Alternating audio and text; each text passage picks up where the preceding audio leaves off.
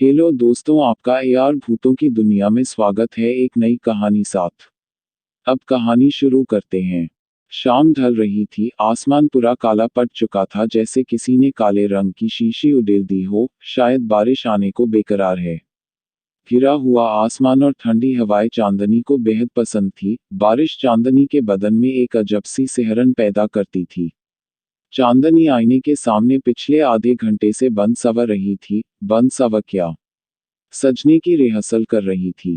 3 बार तो साड़ियां चेंज कर चुकी थी। चांदनी को साज श्रृंगार का बहुत शौक था। आज उसे मिसिस कपूर की बेटी की शादी में जाना था। चांदनी कॉलेज की अध्यापक थी, मगर दिखती कॉलेज स्टूडेंट जैसी। वो हमेशा खूबसूरत दिखना और खूबसूरत रहना चाहती थी।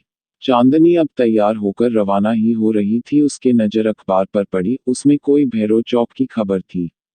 लिखा था कि भैरो चौक नाम के एक छोटे से इलाके में बहुत सारी अजीबो गरीब घटनाएं घटी है। कितनी वारदातें हुई है, लूटमार, हत्या, अपहरण, बलात्कार, भूत प्रेत का साया, सभी घटनाएं वही तो घटी है। लोग वहां दिन के उजाले में भी जाने का साहस नहीं करते थे।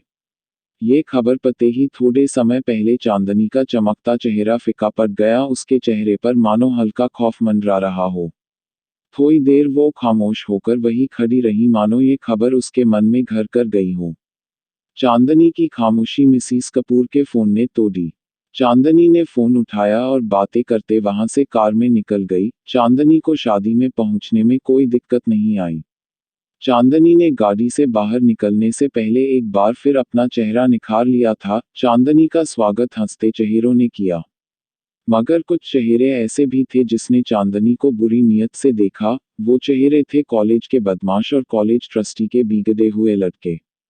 कॉलेज उन लड़कों को 5 पापी बुलाती थी। लड़कियों को छेड़ना, लड़कियों के साथ बदतमीजी करना, लड़ना झगड़ना, वो सब उन पांचों को काम था, इसलिए कॉलेज उसे 5 पापी बुलाती थी। खैर, चांदनी भी उनकी हरकतों को भलीभांति जानती थी, इसलिए उसको अनदेखा करके शादी में शामिल हो गई। नाच गाना, खाना पीना, गप्पे लड़ाने और विदाई में पता ही नहीं चला के रात के 11 बज गए हैं। उसे घर पहुंचने में अभी उसे 2 घंटों का फासला तय करना था। चांदनी के पति जतीन का फोन आता था। हेलो चांदनी, कहा हो? जतीन ने कहा, मैं शादी में आई थी पर बहुत देर हो गई है। बस मिसिस माथुर के साथ अब निकल ही रही हूँ। चांदनी ने बातें खत्म करके फोन रखा।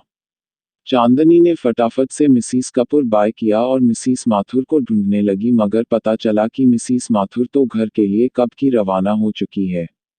चांदनी सोचने लगती है कि अब अकेली घर कैसे जाएगी। तभी अचानक से तेज बिजली कड़की। शायद थोड़े समय के बाद बारिश होने वाली है। उसने किसी परवाह करे बिना वहां से अकेली निकल पड़ी, मगर वो 5 पापी चांदनी की हर हरकत नजर रखे हुए थे। चांदनी ने बस थोड़ा सा ही फासला तय किया ही था कि बारिश की बूंदाबांदी आने लगी। चांदनी मन ही मन सोच रही थी कि वो बारिश बंद होने का इंतजार करे या फिर आगे बढ़े। चांदनी को जल्द ही तय करना था उसे क्या करना है। उसने आगे बढ़ने का फैसला किया। चांदनी की कार थोड़ी आगे बढ़ी ही थी कि तेज बारिश शुरू हो गई। हमेशा चांदनी को सिहरन देने वाली बारिश की बूंदें आज बाधा बन रही थी। चांदनी बारिश की बूंदोबारी को चीरती आगे बढ़ रही थी। चांदनी का आगे बढ़ने का फैसला सही था, क्योंकि बारिश बंद हो चुकी थी। चांदनी हल्के मन से ड्राइव कर रही थी, मगर लगता है आज का दिन चांदनी के लिए सचमुच भारी था, क्योंकि सामने ट्रैफिक जाम था। गाड़ियों की लंबी लाइन लगी थी। किसी से पूछा तो पता चला कि भारी बारिश के चलते आगे का रास्ता पूरा ब्लॉक हो चुका है। जब तक रास्ता साफ नहीं होगा तब तक ट्रैफिक जाम रहेगा, और रास्ता साफ होने में सुबह भी हो सकती है। सुबह का नाम सुनते ही चांदनी की हवाइयां उड़ लगी। तभी चांदनी देखती है कि कुछ गाड़ियां कच्ची सड़क की तरफ जा रही है। भैया, ये कच्ची सड़क कहाँ जाती है? चांदनी ने किसी से पूछा। ये कच्ची सड़क शहर जाती है बहन जी। चांदनी फिर से सोचने लगी कि वो रास्ता खुलने का इंतजार करे या फिर कच्चे रास्ते से जाए। उसने सोचा कि वो कब तक अकेली रास्ता साफ होने का इंतजार करेगी। वो भी कच्ची सड़क की तरफ जा रही गाड़ियां के साथ गाड़ी चलाकर शहर वाले रास्ते जा सकती है। इसलिए उसने वो कच्ची सड़क से घर जाने का फैसला किया। चांदनी आगे बढ़ तो रही थी, मगर खौफ अभी भी उसके सिर पर डर मंडरा रहा था। क्योंकि वो आगे चल रही गाड़ियां के सहारे जा रही थी जैसे कोई दीपक की रोशनी लेकर अंधेरे से गुजर रहा हो। आगे चल गाड़ियों की रफ्तार तेज होती है, वो सब चांदनी की कार से आगे बढ़ जाती है। इतनी बढ़ जाती है कि वो सब कारें हेडलाइट के सहारे देखी जा सकती थी। चांदनी भी उन तक पहुंचने के लिए अपनी गाड़ी की स्पीड बढ़ाती है, मगर गाड़ी अचानक से बंद हो जाती है। गाड़ी बंद होते ही चांदनी बदहवास सी हो जाती है। वो वहां अकेली थी, आगे पीछे कोई नहीं था। आगे जाती गाड़ियां एक के बाद एक आंखों से ओझल हो रही थी। चांदनी अब बेचैन सी होने लगी थी, धड़कनें तेज चल रही थी। उसके माथे से डर की बूंदें एक के बाद टपकने लगी थी, उसके आंखों में खौफ साफ दिख रहा था। वो घबरा के जोर जोर से सांसें ले रही थी। उसने अपने पर्स से फोन निकाला और जतीन का नंबर डायल करने लगी, मगर वहां मोबाइल कनेक्शन के नाम पर कुछ नहीं था। वो इतना डर गई थी कि वो गाड़ी से बाहर निकलना भी नहीं चाहती थी। उसे कुछ सूझ नहीं था, बस गाड़ी स्टार्ट करने में लगी थी। वो बार बार चाबी को दाएं बाएं घुमा रही थी, मगर नतीजा वही, गाड़ी स्टार्ट नहीं हो रही थी। अचानक से चांदनी की नज़र उसके पर्स में जाती है और उसमें एक तवीज दिखता है। वो तवीज जो चांदनी की माँ ने आखिरी सांस लेते वक्त दिया था और कहा था कि ये तवीज बुरे वक्त में तुम्हारी हिफाजत करेगा। चांदनी ने तुरंत तवीज लिया और आंखें बंद करके फिर से गाड़ी स्टार्ट करने की कोशिश करने लगी। माँ का दिया तवीज काम कर गया था, गाड़ी एक झटके में स्टार्ट हो गई थी। चांदनी के तो जान में जान आए हो ऐसे राहत की सांस ली। चांदनी तवीज की शक्ति से अचंभित हो गई, वह समय व्यर्थ किए बिना वहां से चल दी। चांदनी एक आधा किलोमीटर का रास्ता काटा था, वहां उसे एक बोर्ड दिखता है। उसे बोर्ड पे लिखा था भैरो चौक। भैरो चौक नाम पते ही रोंगटे खड़े हो गए और आंखें खुली की खुली रह गई। उसकी सांसें फिर से तेज रफ्तार से बढ़ने लगी। वही भैरो चौक जिसके बारे चांदनी ने पढ़ा था, जहां पर खून, बलात्कार जैसे वारदातें हुई थी।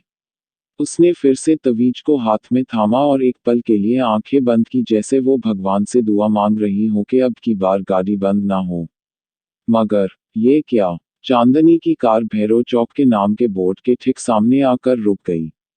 चांदनी ने बाहर का नजारा देखा तो वो बेहद अंधेरा और डरावना था। जुगनू की टमटमाटी रोशनी के सिवा कुछ दिखाई नहीं दे रहा था।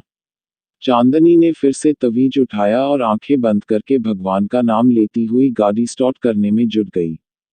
गाड़ी के चाबी को दाएं बाएं घुमाकर उसकी उंगलियां तक थक गई थी, मगर अब की बार गाड़ी शुरू होने का नाम ही नहीं ले रही थी। एक दो बार फोन भी लगाया, मगर वहां भी उसे नाकामयाबी मिली। वो इतनी डरी हुई थी कि गाड़ी से बाहर निकलने में भी उसके पैर कांप रहे थे। तभी उसे सामने कुछ दिखा। सामने से सफेद रंग की कुछ धुंधली धुंधली आकृति आ रही थी। चांदनी उसे देख दहल गई और बदन में कंपकंपी होने लगी। वो आकृति जैसे जैसे आगे आ रही थी, वैसे वैसे एक आकृति से तीन आकृतियां हो गई थी। काले घने अंधेरे में सफेद रंग साफ साफ दिख रहा था। चांदनी उसे देख बस सोच रही थी, ये क्या आ रहा है? सफेद चादर ओढ़े कोई आदमी, या फिर कोई भूत प्रेत? चांदनी के पसीने छूटने लगे थे। चांदनी ने जल्दी से गाड़ी के शीशे बंद है कि नहीं ये तसल्ली कर ली और वहां बैठे बैठे तवीज को थामे आंखें बंद करके भगवान का नाम जपने लगी। अब वो आकृतियां चांदनी के गाड़ी के आगे पीछे मंडराने लगी थी। सहमी हुई चांदनी जोर जोर सांसें लेकर हल्की सी कनकियों से देख रही थी। तभी किसी ने गाड़ी के शीशे पर जोरदार वार किया। चांदनी उस तरफ देखा तो मालूम पड़ा कि वो गाड़ी के शीशे तोड़ने की कोशिश कर रहे थे। चांदनी घबरा के जोर जोर से चिल्लाने लगी, बचाओ बचाओ। चांदनी चिल्लाती रही और वो शीशे पर वार करते रहे और एक शीशा तोड़ दिया। शीशे टूटते ही चांदनी को कहीं से मदद मिल जाए इसलिए वो जोर से चिल्लाने लगी, बचाओ, कोई मुझे बचाओ। किसी ने गाड़ी का दरवाजा खोल दिया और चांदनी का हाथ पकड़ के गाड़ी से एक झटके में बाहर फेंक दिया। चांदनी गाड़ी से बाहर गिरकर एक पत्थर से आ टकराई। चांदनी मानो अधमरी सी हो गई थी। उसने हिम्मत जुटाई और वहां से उठ खड़ी हो गई तो उसने देखा कि वहां तीन सफेद चादर ओढ़े तीन शख्स थे। वो तीनों के चेहरे काले, दहशतभरे और भयानक थे और सब हाथ में चाकू लेकर खड़े थे। चांदनी समझ गई कि ये सब लुटेरे हैं और बिना कुछ बोले चांदनी ने सोने चांदी के जेवर निकालने लगी। ये सब ले लो मगर मुझे जाने दो, चांदनी से बिलखते हुई उन लुटेरों से कहा। एक लुटेरे ने तुरंत चांदनी के हाथों से सब जेवर छीन लिए। चांदनी अभी भी बिकल बिलक कर बस रोए जा रही थी। ये सब तो हम लेंगे ही, मगर इतनी लूट काफी नहीं हमारे लिए, एक लुटेरे ने चांदनी के ऊपर हवस भरी नजर डालते कहा। चांदनी लुटेरों का इरादा समझ गई थी और एक सांस लेकर वहां से भागी। वो तीनों भी चांदनी के पीछे भागे, मगर सहमी हुई चांदनी कितने तक भाग पाती। उन तीनों भेदिए ने आखिरकार चांदनी को पकड़ ही लिया। बचाओ, बचाओ, चांदनी पूरी ताकत से चिल्लाई, यहाँ तुम्हें बचाने वाले कोई नहीं आएगा। चिल्लाओ, जितना चिल्लाना हो उतना, एक लुटेरे ने हंसते हुए कहा। तभी एक लुटेरे पर पीछे से तेज वार होता है। वो लुटेरा वही ढेर हो जाता है। चांदनी को एक आशा की किरण दिखाई देती है। वो दोनों लुटेरे पीछे देखते हैं कि ये वार किसने किया।